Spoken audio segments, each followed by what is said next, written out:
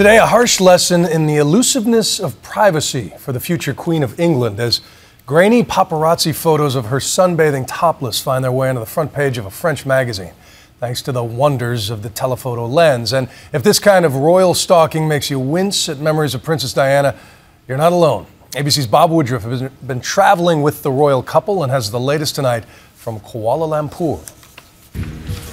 The Duke and Duchess of Cambridge carried on today, this fourth day of their Asia-Pacific tour, flashing easy smiles in public that offered no hint of their private anguish.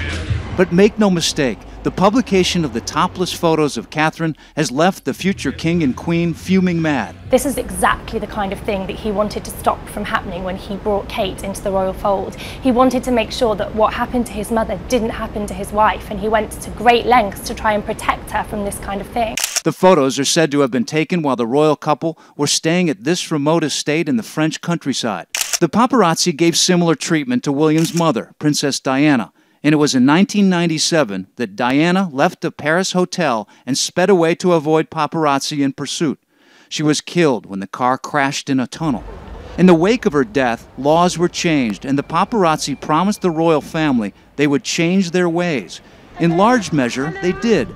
But palace officials said today that the publication of the topless photos crossed a red line and set the clock back 15 years. So now the royals are taking the fight to the courts, announcing late today that they would sue the French magazine for breach of privacy. The poor girl will be afraid to take her socks off anywhere she goes now. ABC News will not be showing the photos, which according to a royal source, the couple learned about as they ate breakfast just a few moments before they paid a visit to a local mosque. In a statement, St. James Palace called the invasion of privacy grotesque and totally unjustifiable, adding it was reminiscent of the worst excesses of the press and paparazzi during the life of Diana. Prince William is clearly absolutely furious about this.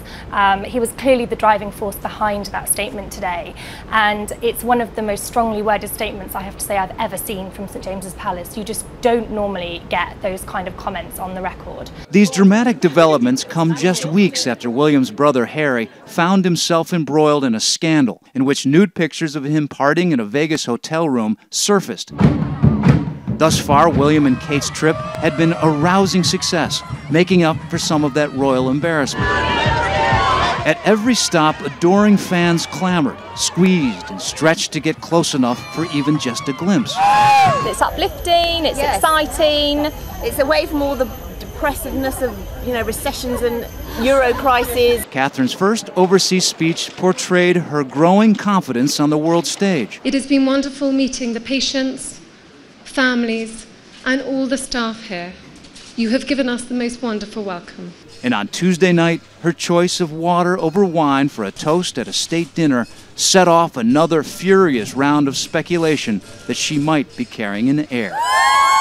But despite the broad condemnation, one French photographer told the BBC that everyone ought to settle down. For me, it's so stupid, because she's a young lady, she's nice, she's not fat, she's beautiful. So you have to show them. The royal tour will go on, of course, but the atmosphere has definitely changed, and it could get worse. The editor of the French magazine told a British television station that they have more photos, even more intimate, and they might publish those too. For Nightline, this is Bob Woodruff in Kuala Lumpur, Malaysia.